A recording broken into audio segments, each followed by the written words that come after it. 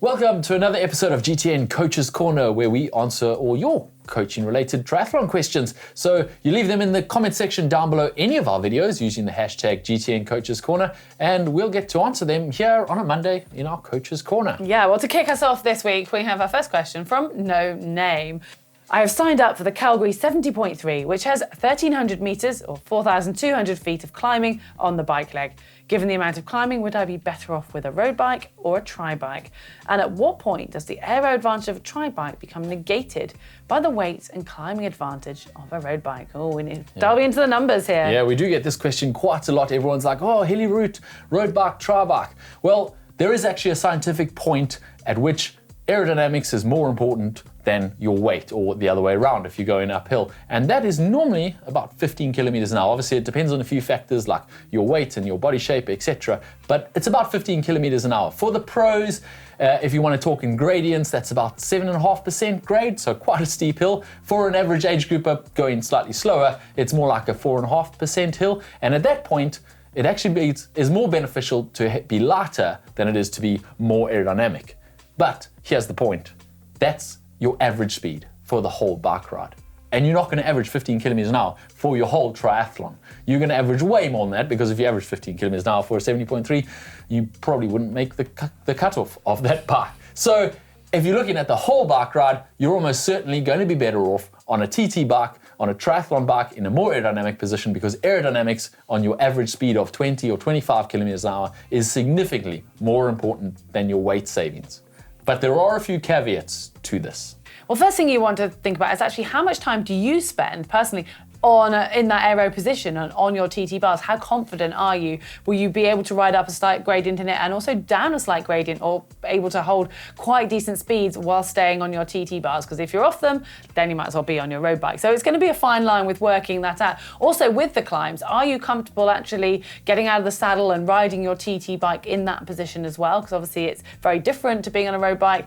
And then I think the key one for a lot of people is how good are you actually handling that TT bike, especially with the descents. And it will depend a little bit on the course of how technical that course is. Is it just nice sweeping roads because you'll be able to spend more time in the aero position, or are they quite technical descents where you might want a slightly more comfortable brakes of a road bike? And weather could also play a part. If it's really nasty weather, you tend to just feel a bit safer on a road bike. And I know I've personally had that debate with a coach in the past when I was really wanted to ride my road bike. He insisted on the TT bike and I felt like I spent no time on the TT bars. But there's quite a few things to weigh up. Yeah, there are a lot of things. Your position is one of them that's quite important, because if you are in a fairly aggressive road bike position and you're going to stay in that fairly aggressive position going uphill or downhill the whole ride, and you're sitting up on your TT bike and you're not in an aggressive position, obviously, because you're sitting up, you might actually be more aerodynamic on your road bike in that aggressive position than you are sitting up on your TT bike. So therefore, you're better off on your road bike for that whole ride. I guess what it comes down to is how used to and how comfortable are you in your TT on your TT bike. If you are used to it and you use it for all conditions, riding, if you can descend well on it, if you can climb well on it, then your TT bike is almost always going to be better for your race. But if you're much more comfortable on your road bike, then hilly ride with lots of hills, lots of climbing, lots of descending, stick to your road bike. Yeah, there'll probably be points in the course where whichever bike you're on, at one point you'll be like, oh, I wish I was on my road bike if I was on my TT, and vice versa. But yeah, have a real analysis deep down of yourself and the course. I think we've muddied the waters more than answered this question, but hopefully we've given you something to think about, and you do now have a better idea of how to make your own decision, because we haven't actually made that decision for you, have we? We can't, can we? But anyway, this next question, let's see if we can be clearer on this one. Matthew Ross says, hey, firstly, thanks for all the great content. Well, thanks, Matthew. Now for my question. I am struggling to really dial in my nutrition and hydration. Any tips for knowing proper hydration, e.g. how much to drink, and ideal balance with electrolytes and sodium? I'm a bit of a salty sweater. And then with nutrition, I've been testing different gels and fuel sources to find out what works best for my stomach. But the race course I'm working towards, the 70.3, has different gels than what I'm using. Should I stick with what works and bring my own? Or should I try hard to acclimate to what's going to be on hand? Thanks. Well, a couple of questions all built into one there. Lots going on. Firstly, how much to drink? Well, we can't really answer that because that's different for everyone and different for every conditions. In fact, it'll be different for you tomorrow than it was today, depending on the conditions. What you can do is kind of learn your body.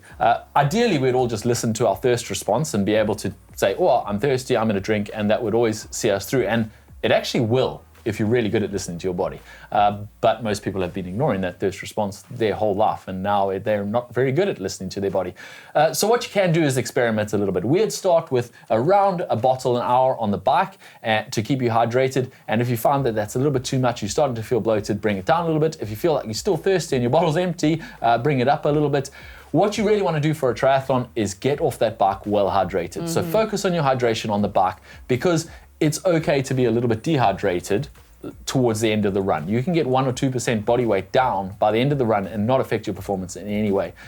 So you want to be well hydrated when you start that run, so you can use that cushion throughout the run. If you're already slightly dehydrated when you start the run, it's really hard to drink on the run. So that's your first point as far as hydration goes. As for being a salty sweater, most sport drinks have electrolytes in them, and you should get enough from those. Well, there are several companies out there that will actually target how much you sweat, and you can even go and get a sweat analysis. And there's even one through Precision Hydration, which you can do at home without even having to get sweaty, which will tell you the amount, won't tell you how much you sweat, but it'll tell you the concentration of your normal sweat. And once you've got that concentration dialed in, you can then adapt the amount you take, but always keeping that same concentration, like James said, whether it's a whole bottle, 2 bottles or not, but it's still at that concentration, because that's the ratio of sweat that you lose. Obviously, this sounds a bit like a pitch for precision hydration right now, which it isn't. You don't have to go that whole route. You can kind of just figure it out for yourself. And there are things as salt tablets. If you are a salty sweater, you can try taking electrolyte tablets that provide more electrolytes than your normal energy drink,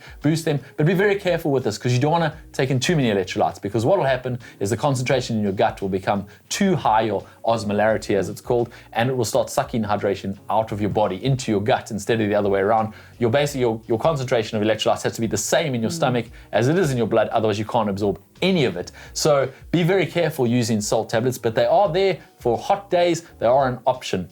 And then on to your final question is what to use on race day. Do you use the gels that are on course, or do you bring your own? Yeah, I mean, I've personally always used the ones on course, because I just think, well, especially if you're going to use quite a lot, you don't want to have to carry them. I personally always brought my own. Oh, really? Well, yeah, but then you're a pro, and that's the difference. But I did get caught out, actually, in, I think it was the second Ironman I did, and it was a brand, the flavours were just horrible. And I remember picking one up and just thinking, I've got to try and now take on this flavour. And it was cola or something, and it was awful. So, yes, I mean, even if you do test for that brand, they might not have the flavours you like, so bear that in mind. But if you do want to save yourself carrying them, then just go and buy a few of them and have a play and see, because gels can be so different in their consistency and their taste.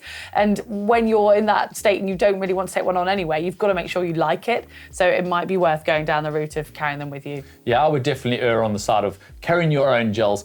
You do want to know what's on the course, because anything could happen. You could lose your bottle that has your gels in it, or drop a bunch of gels, and then you have to use what's on the course. You don't want to throw your whole race away because you dropped a bottle of gels.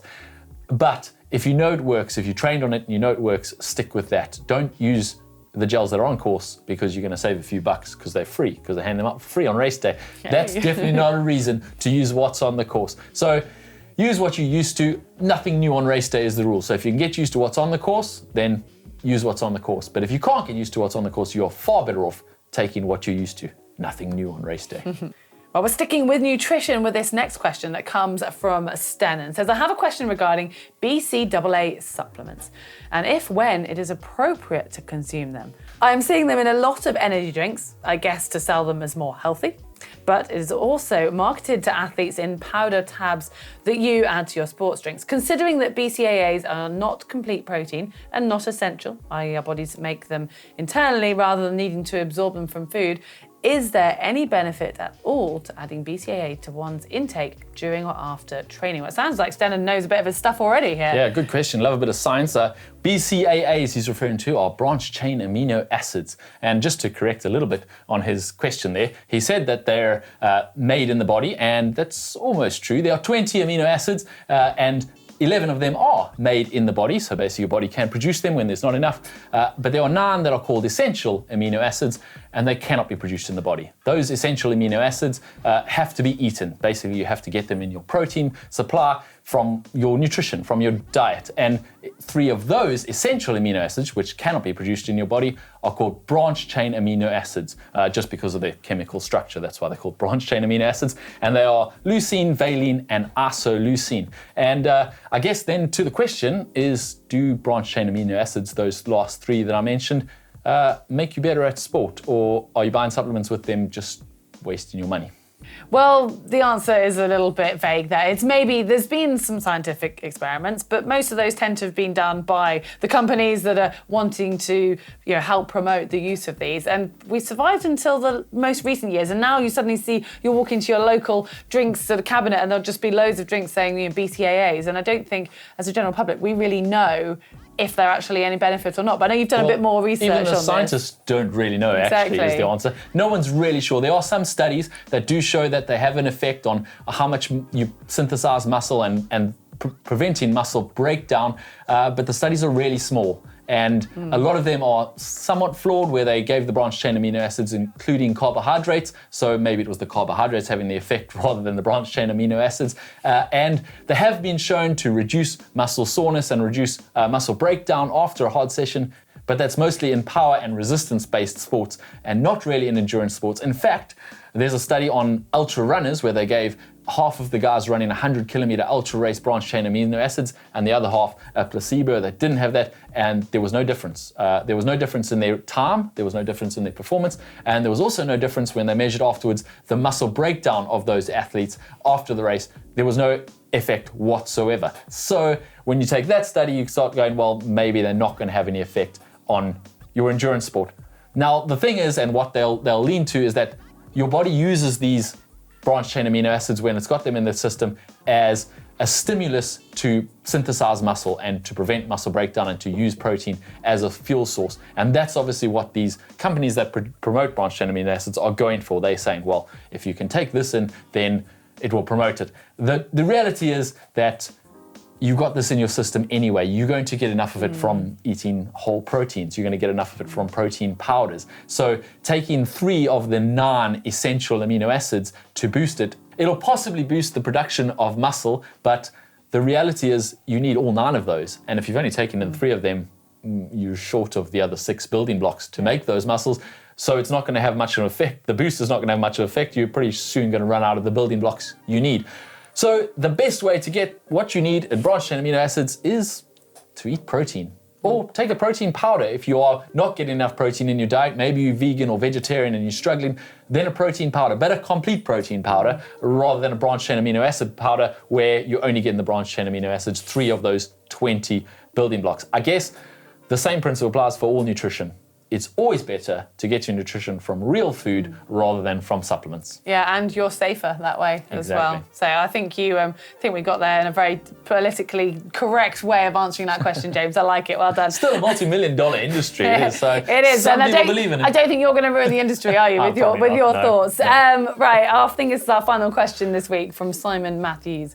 Hi all. I try to run 3 times a week for general fitness, to lose weight, and because I simply enjoy it and the challenge of pushing myself. Sometimes life gets in the way and you can miss most sessions for a few weeks. I've noticed that even though I can get my distance back up relatively quickly, my pace and estimated VO2 max can take months to get back to where it was before.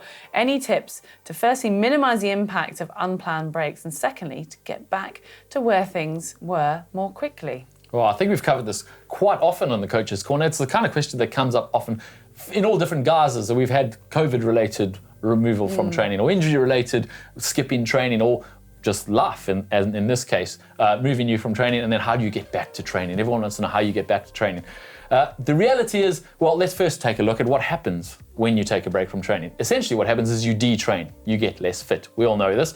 What first happens is you use that aerobic fitness. It starts going as soon as 72 hours after your last session. Your aerobic fitness might actually already be decreasing. And then over time, your muscles will start atrophying and your bones and ligaments will, over even more time, start getting weaker. And then when you start training again, you got to do all the other way around. So first you get aerobic fitness, then you build the muscle, and then you build the bones and ligaments.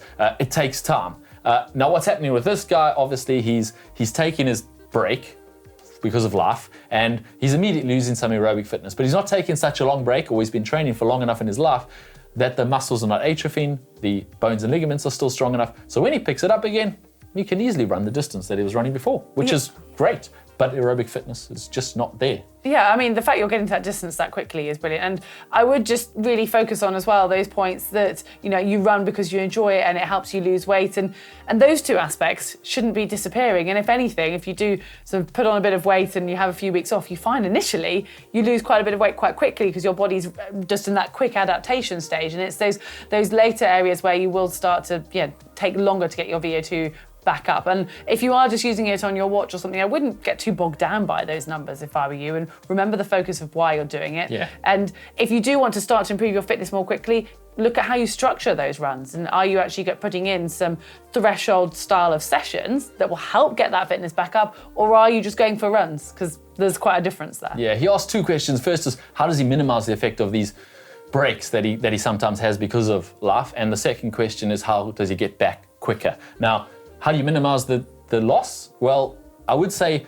keep in mind that even 10 or 15 minutes is a stimulus enough to not lose fitness. It might not make you any fitter, you might not get any stronger or fitter if you're only doing a 15-minute little quick session, but it will stop you losing fitness as quickly, which is basically what you want. So even if life gets on top of you, try get out just for a 15-minute run or hop on a treadmill for 15 minutes, and it will stop you losing that fitness nearly as quickly. You'll be that much better off when you do have time to get back to training. And the second question, which is, how do you get back more quickly? There's no secret. Generally, what we would say is 2 days for every 1 day you were off, or 2 weeks for every 1 week you were off. It takes time to get that back, and you can't rush it. The best way to get there most efficiently is, as Heather says, with a well-structured program where you structure in the training, the stimulus, with the recovery from that stimulus as quickly as possible before you train again. And a well-structured program is your best way to get back to fitness. Yeah, well, good luck with the next return to fitness, and hopefully that time off won't be too long or too frustrating. A great selection of questions today. Thank you, everyone, for sharing those. If you haven't yet done so and you've got one, whatever it is, do let us know in the comment section below with that hashtag GTN Coaches Corner. Give us a like if you've enjoyed the video, and remember, you can hit on that globe and make sure you get all of our videos.